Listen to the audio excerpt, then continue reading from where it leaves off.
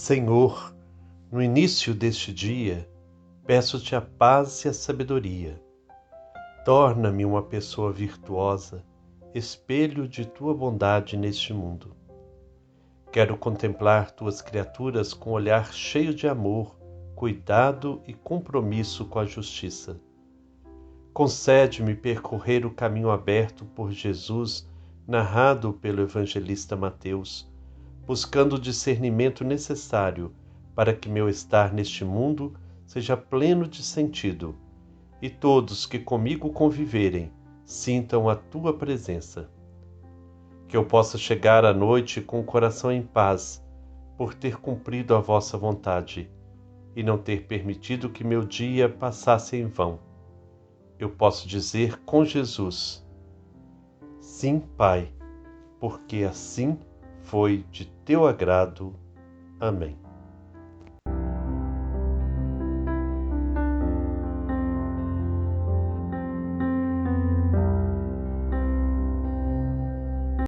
Irmãos e irmãs, paz e bem, hoje dia 22 de agosto, mais um domingo, dia do Senhor. Somos convidados então a participar na vida de nossa comunidade, das celebrações, seja da Eucaristia, da Palavra.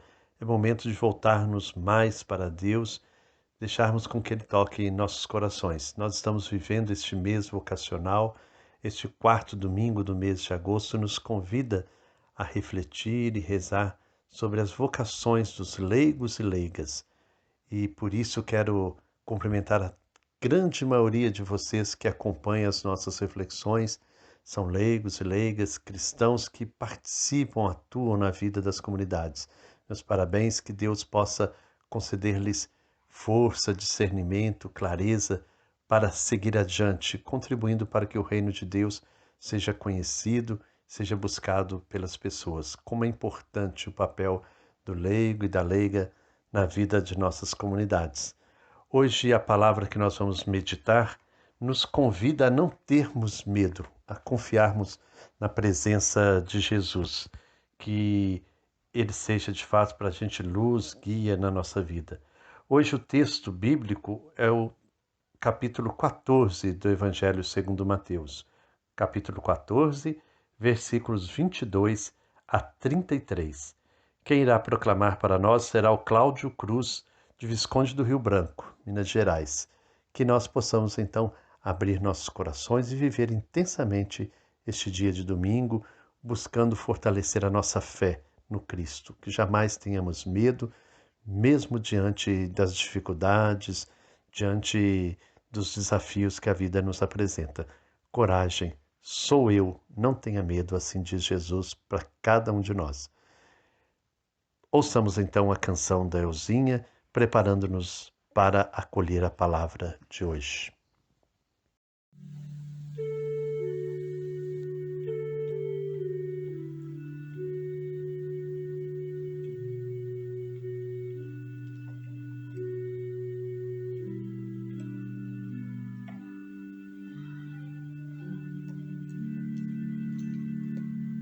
Coragem, sou eu, não tenhas medo.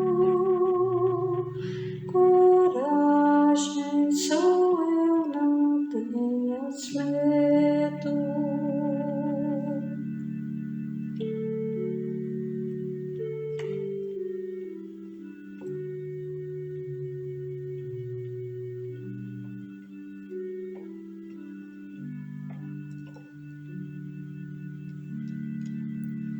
Coragem, sou eu, não tenhas medo.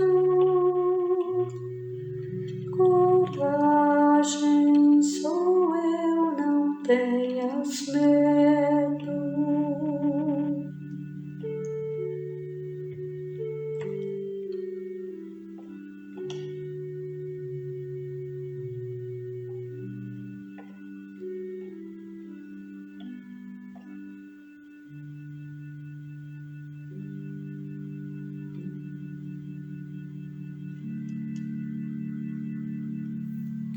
Logo em seguida, Jesus obrigou os discípulos a entrar na barca e ir adiante dele, para a outra margem, até que ele despedisse as multidões.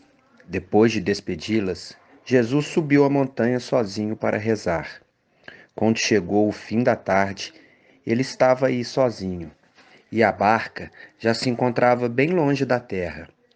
Era batida pelas ondas, pois o vento era contrário. De madrugada, Jesus foi até eles, caminhando sobre o mar. Vendo Jesus que caminhava sobre o mar, os discípulos ficaram espantados e disseram: "É um fantasma", e gritaram de medo. Jesus, porém, logo lhes disse: "Coragem, sou eu, não tenham medo." Então Pedro lhe pediu: "Senhor, se és tu, manda-me, manda-me ir a teu encontro, caminhando sobre as águas." Jesus disse: "Venha." Descendo da barca, Pedro caminhou sobre as águas e foi ao encontro de Jesus.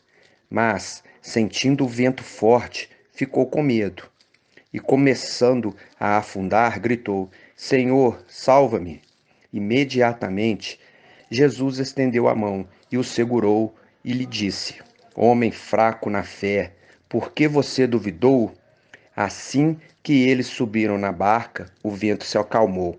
Os que estavam na barca se ajoelharam diante de Jesus, dizendo: "Tu és verdadeiramente Filho de Deus." Aproveitando os momentos difíceis de suas idas e vindas pelo lago da Galileia, Jesus certamente educava seus discípulos para enfrentar tempestades futuras ainda mais perigosas.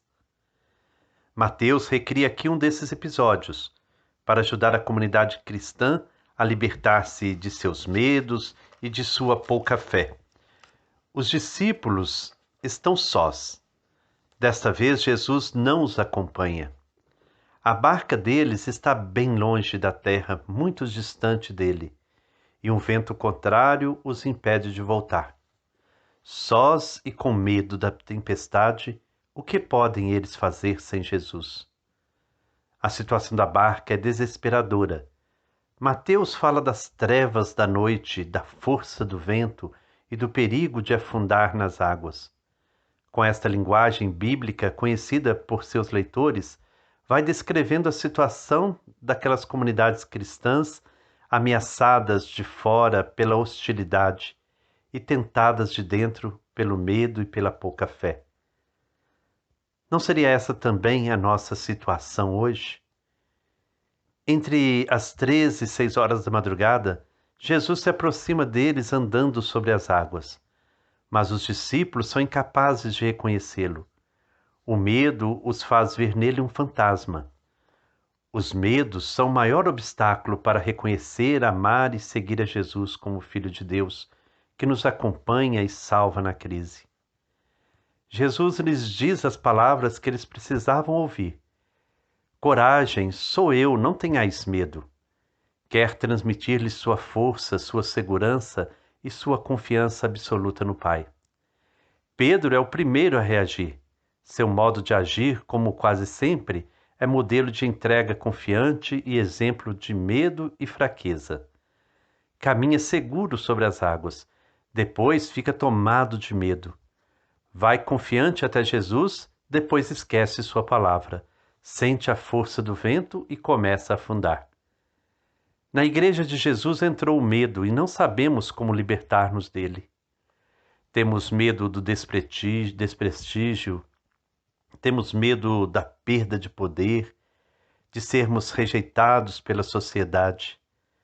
Temos medo uns dos outros, a hierarquia endurece sua linguagem, os teólogos perdem liberdade, os pastores preferem não correr riscos, os fiéis olham o futuro com temor.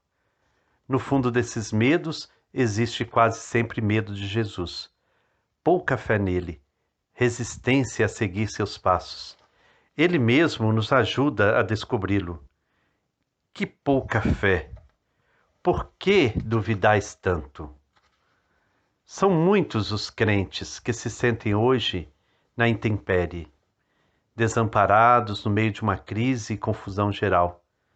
Os pilares nos quais se apoiava tradicionalmente sua fé foram violentamente sacudidos em suas raízes. A autoridade da Igreja, o magistério dos bispos, já não podem ser sustentados em suas convicções religiosas. Uma linguagem nova e desconcertante chegou até seus ouvidos, criando mal-estar e confusão antes desconhecidos. A falta de acordo entre os sacerdotes e até entre os próprios bispos os fez submergir no desconcerto.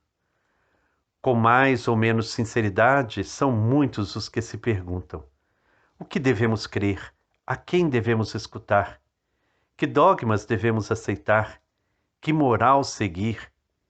E são muitos também os que não podem responder a essas perguntas com a certeza de outros tempos. Têm a sensação de estar perdendo a fé. Mas nunca devemos confundir a fé com a mera afirmação de verdades ou princípios. A fé implica certamente uma visão da vida e uma concepção peculiar do ser humano, de sua tarefa, de seu destino final.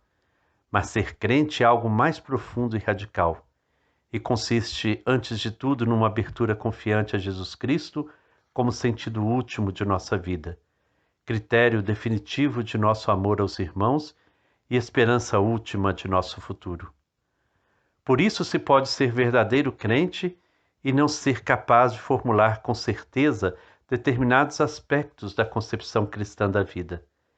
E pode-se também afirmar com segurança absoluta, os diversos dogmas cristãos e não viver entregue a Deus em atitude de fé. Mateus descreve a verdadeira fé ao representar Pedro, que caminha sobre a água, aproximando-se de Jesus. E isso é crer, caminhar sobre a água e não sobre terra firme. Apoiar nossa existência em Deus e não em nossas próprias razões. Viver sustentados não por nossa segurança, mas por nossa confiança nele. E aí sim nós somos chamados, nestes tempos de turbulência, dificuldades, a buscarmos claro discernimento. E é deixando-nos iluminar pelo Evangelho que nós vamos percebendo que, embora sintamos que Jesus não está perto de nós, Ele está sempre conosco, está sempre a nos guiar e a acalmar as tempestades. E reconhecer que Ele se faz presente na nossa igreja, Ele se faz presente no ensinamento do Papa Francisco, Ele se faz presente no ensinamento de nossos bispos, nas orientações da CNBB, Ele se faz presente entre nós, mas é preciso muito discernimento, porque são muitas as vozes que se fazem ouvir. Ventos contrários à barca de Jesus. Que nós possamos então estar atentos a isso e não deixar-nos levar por esses ventos, mas crer na presença de Jesus, deixando-nos por Ele iluminar pelos seus ensinamentos. Que o Deus fonte de amor e bondade nos abençoe. Em nome do Pai, do Filho e do Espírito Santo. Amém. Farinhada, Eliane, então é com vocês. Bom dia, Eliane, bom dia, Frei Gilberto, bom dia, comunidade de fé, você que reza com a gente nessa manhã, no campo, na cidade, nas periferias, paz e bem. É muito bom, Frei Gilberto, Eliane, a gente refletir esse evangelho e pensar nas simbologias que ele traz, o mar, o vento, a tempestade e a barca. Na vida de comunidade, as lideranças enfrentam tudo isso, não é, Eliane? É isso mesmo, Farinhada. E o convite de Jesus é para que vençamos o medo, que saiamos da zona de conforto dos templos religiosos e assumamos uma postura corajosa de ir ao encontro dos irmãos, sobretudo dos irmãos mais fragilizados, dos marginalizados. Ser igreja em saída não é uma invenção do Papa Francisco, é uma proposta de Jesus. Nós vimos isso hoje. Ele sabe que o mar da vida está agitado, que os tempos estão difíceis, que a dor do povo aumenta mais e mais. Mas ele chama os discípulos, as discípulas, para enfrentar os desafios do mar. E ele dá a segurança. Não tenham medo, coragem. Sou eu estou com vocês. É de Jesus que vem a força e o espírito encorajador para atravessarmos esse tempo de angústia e medo. É isso mesmo, Eliane. Vamos cantar, porque certamente quando Pedro viu Jesus caminhando pelas águas, ele perguntou, será o que é? Quem é esse homem? É a pergunta que a gente faz cantando, né? Quem é este homem, a quem até o vento e o mar obedecem? Quem é este homem? Quem é este homem? Quem é este homem, a quem até o vento e o mar obedecem? Quem é este homem? Quem é este homem? Ele é o homem que perdoa os pecados e senta à mesa com os marginalizados. Dia e noite caminha conosco, sempre ao nosso lado. Dia e noite caminha conosco, sempre ao nosso lado.